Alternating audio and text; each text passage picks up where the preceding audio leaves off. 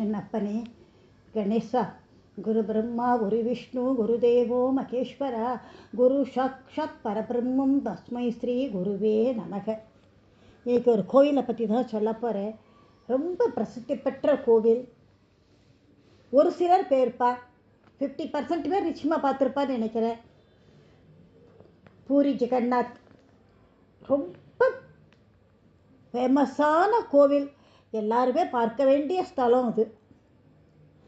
அது எங்கே இருக்குன்னாக்கா ஒடிசாவில் இருக்குது. தமிழில் ஒரிசா சொல்லுவோம், இங்கே ஒடிசான்னு சொல்கிறோம். மாநிலத்தில் பூரி ஜெகநாதர் கோவில் பல நூற்றாண்டுகளாக அறிவியல் மற்றும் ஆன்மீக மர்மம்னாக்கா அவ்வளோ ஒரு மர்மம் இருக்குது ஜெகநாதர் கோவிலில். அதிசயமான இடம். நிழல் கோபுரத்துலேருந்து கோபுரத்தோட நிழல் கூட கீழே விழாதான்.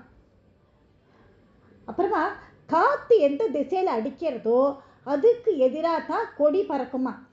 அதாவது ஜெகநாதர் கோவிலில் உச்சியில் ஏற்றப்பட்டிருக்கிற கொடி எந்த அறிவியல் பின்புலமும் இல்லாமல் காலத்தின் போக்கிற்கு எதிரான திசையில் கொடி பறக்கிறது. காற்று எந்த பக்கம் வீசுறதோ அதுக்கு ஆப்போசிட் சைடில் தான் கொடி பறக்கிறது தான். பானையின் மேலே பாத்திரத்தெல்லாம், அதாவது பானை மேலே அப்படியே பாத்திரத்தெல்லாம் அடுக்கி அப்படி தான் சமையல் பண்ணுவாளாம். ஒரு பாத்திரமாக வச்சு சமையல் பண்ண மாட்டாளாம். இது ரொம்ப அதிசயமானது.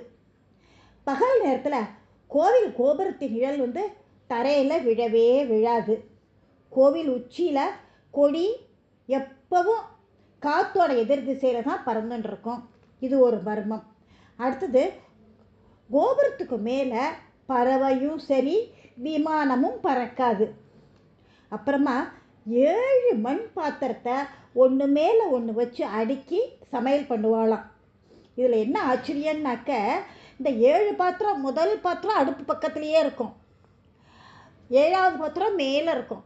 அந்த 7வது பாத்திரத்தில் இருக்கிற நெய்வேத்தியம் தான் முதல்ல ரெடி ஆகிடுமா. அப்புறமா பிரசாதம் தினமும் 56 வகையான உணவு தான், 56 பதார்த்தங்கள் பண்ணி பகவானுக்கு நைவேத்தியம். பல்லாயிரக்கணக்கான மக்கள் வந்தாலும் பிரசாதம் தீர்ந்து போச்சுன்னு சொல்ல மாட்டா. வீணாக ஒரு ஸ்பூன் பிரசாதம் கூட வீணும் ஆகாது, கரெக்டாக இருக்குமா எத்தனை பேர் வந்தாலும். அப்புறம் கோவில் உச்சியில் உள்ள நீலச்சக்கரம், அந்த ஊரில் நீங்கள் எந்த இடத்துல இருந்து பார்த்தாலும் அந்த சக்கரம் நம்மளை பார்க்குற மாதிரியே இருக்குமா. அடுத்தது, மரத்தாலான மூலவர் ஜெகநாதர், பலராமர், சுபத்ரா இவாளோட சிலை. மரத்தாலான அந்த சிலை 12 வருஷத்துக்கு ஒரு தடவை புதுசாக சிலை பண்ணி வைப்பாளாம். ஏன் மரத்தால் சிலை பண்ணி இருக்கா, இது ஒரு கதையே இருக்கு, சொல்கிறேன். கோவிலோட உச்சியில் இருக்கிற கொடியை ஒரு பூசாரி 45 மாடி உயரம் இருக்கிற கோபுரத்து மேலே ஏறி தினம் மாற்றுவான். இதெல்லாம் அறிவியலுக்கு ஒரு சவால் இல்லையா?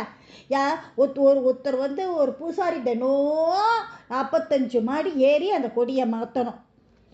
இந்த கோவிலை அனந்தவர்ம சோதங்க தேவன் அப்படிங்கிற மன்னன் தான் கட்டியிருக்கான். உலகத்தில் வேறு எந்த கோவிலிலும் இல்லாதபடி இங்கே கர்ப்ப கிரகத்தில் மரத்தாலான சிலைகள் நிறையவே இருக்கும். ஒரு 12 வருஷத்துக்கு அப்புறம் புதுசு சிலை வச்சாச்சுன்னா அந்த பழைய சிலையை எடுத்து வச்சுடுவா, தூக்கி போட்டுற மாட்டா. அதுக்கப்புறம் என்ன பண்ணுவாங்கிறத அதையும் கடைசியில் இன்னும் சொல்கிறேன். இது அப்புறம் மூலவர் சிலை முழுமையே அடையலை, அப்படித்தான் இருக்குது. அதோட காரணம் என்ன? ஜரா அப்படிங்கிற வேடன் ஒருத்தன், அவன் என்ன பண்ணான், அம்பு போடுறான். ஏதோ ஒரு மான் படுத்துன்னு இருக்குன்னு நினச்சிக்கிண்டு அம்பு ஒன்று போட்டு விடுறான். அதில் கிருஷ்ணர் செத்து போய்டுறார். அது கிருஷ்ணருங்கிறது அவனை பார்க்கல, கிருஷ்ணர் செத்து போய்டுறார். அவரோட உடம்பு என்னாச்சு, அப்படியே மரக்கட்டையாக மாறிடுத்து. அந்த மரக்கட்டையை அவன் என்ன பண்ணினான், தூக்கி கடலில் விட்டுட்டான். அதான் ஒன்றும் பண்ணலை, மரக்கட்டையாக எடுத்தே, அதனால் அதை தூக்கி கடலில் போட்டாச்சு. அப்போ பூரியில் ஆண்டுன்னு இருந்த இந்திரவர்மன் அப்படிங்கிற அரசன் கனவுல கிருஷ்ணர் தோன்றினார். கடலில் மிதந்து ஒரு பொருளை வச்சுக்கிட்டு நீ சிலை பண்ணு அப்படின்னு பெருமாள் சொப்பனத்தில் சொல்லிட்டு மறைஞ்சு போயிட்டார். ஒரு பெரிய மரக்கட்டை கடலில் முதந்து வந்தது. அதை காலால் வச்சுட்டு எடுத்துட்டு போய் அரசன்கிட்ட ஒப்படைச்சா. அரசன் அந்த கட்டைக்கு பூஜைகள்லாம் நடத்தி தச்சர்களை கூப்பிட்டு பெருமாள் சிலை பண்ண சொல்கிறான். உத்தரவு போட்டாச்சு. தச்சர்கள்லாம் சிலை செய்ய உளிய வச்ச உடனேயே உளி உடஞ்சி போய்டுறது. அப்போ பெருமாள் என்ன பண்ணினார்? ஒரு தச்சன் மாதிரியே வந்தார் வேடம் போட்டுட்டு. அரசன்கிட்டக்க 21 நாட்களில் இந்த வேலையை நான் முடிச்சு தர்றேன், அதுவரை நான் வேலை செய்கிற ரூமை யாரும் திறக்கக்கூடாது அப்படின்னு சொல்ல அரசனும் அதுக்கு ஒத்துணுட்டான். 15 நாள் அந்த அறையிலேருந்து ஒலியோட சத்தம் கேட்டுட்டே இருந்தது. ஓஹோ, ரொம்ப மும்மரமாக வேலை நடக்கிறது அப்படின்னு நினச்சிட்டு அறை பக்கமே போகலாமா, அந்த ரூம் பக்கமே ராஜா போகலை. அப்புறம் 3 நாள் சத்தமே கேட்கலை. என்ன இது, சத்தமே வரல அப்படின்னு தச்சர் தூங்கி போயிட்டாரோ அப்படின்னு நினச்சிக்கிட்டு இந்த ராஜா சும்மா இருக்கப்படாதா அவசரப்பட்டு கதவை திறந்துட்டேன். தச்சருக்கு கோபம் வந்துடுத்து. 3 நாள் சத்தம் கேட்கலன்னு நீ அறை கதவை திறந்துட்ட இல்லையா, அதனால் இந்த கோவிலில் நீ ஸ்தாபனம் பண்ணும் சிலை அரை குறையாவே இருக்கும். அப்படி இருந்தாலும் பரவாயில்ல, அப்படியே பிரதிஷ்டை பண்ணு அப்படின்னு சொல்லிட்டார். இந்த கோவிலுக்கு வர்றவா சிலையை பார்த்து பொறுமையை கடைப்பிடிக்கணும். அந்த அறையில் ஜெகநாதர், பலபத்ரர், சுபத்ரா சிலை இருக்குது. இந்த சிலைகள்லாம் அரசர் பிரதிஷ்டை பண்ணினார். இந்திரதயுமாலியின் காலத்துக்கு பிறகு அவர் கட்டின அந்த பழைய காலத்து கோவில் போயிடுத்து. அந்த கோவில் போயிடுத்து. அதுக்கப்புறம் எத்தனை பேர் கோவில் கட்டினா அதெல்லாம் கடலில் அப்படியே முழுகி போயிடுத்து. ஆனாக்க 1135 வருஷம் அனந்தவர்மனால் மறுபடியும் கோவில் கட்ட ஆரம்பித்தாவும் 1200 அவரோட பேரன் அங்காபிமாதேவ் என்ற அரசன் தான் கட்டி முடித்தான். அதை இந்த கோவிலை கட்டுறதுக்கு அவ்வளோ வருஷங்கள் ஆயிடுத்து. இந்த கோவிலில் இருக்கிற 8 லோகங்கள் கலவையால் செய்யப்பட்ட நீலச்சக்கரம், அப்புறம் கொடிமரம், ஏழைகளுக்கு அருள்பவன் அப்படின்னு பேர் இதுக்கு பதித பவன் பாவனா அப்படின்னு சொல்லுவாத. இந்த ரெண்டையும் நமஸ்காரம் பண்ணினாலே ஜெகநாதரோட அருள் எல்லாருக்கும் பரிபூர்ணமாக கிடைக்கும் அப்படிங்கிறது ஒரு நம்பிக்கை. ஜெகநாதருக்கு தினம் 56 வகையான சாப்பாடு நாள் தவறாமல் நைவேத்தியத்துக்கு பண்ணியே ஆகணும். டெய்லி 56 வகை பண்ணணும். இதை மகா பிரசாதம் அப்படின்னு சொல்லுவா. இதை சாப்பிட்டு இந்த சாப்பாடு ஒரே குடும்பத்துக்கார தலைமுறையாக அவளே தான் ஸ்டில் இன்னி வரைக்கும் இன்னைக்கு கூட அவள் தான் பண்ணிட்டு வர. தலைமுறையாக அந்த குடும்பம் தான் பண்ணுறது. எத்தனை சமையல்காரா சமைக்கிற தெரியுமா? 600 சமையல்காரா இங்கே சமைச்சின்னு இருக்கா நெய்வேத்தியத்தை. விறகு அடுப்பில் தான் பண்ணுவா.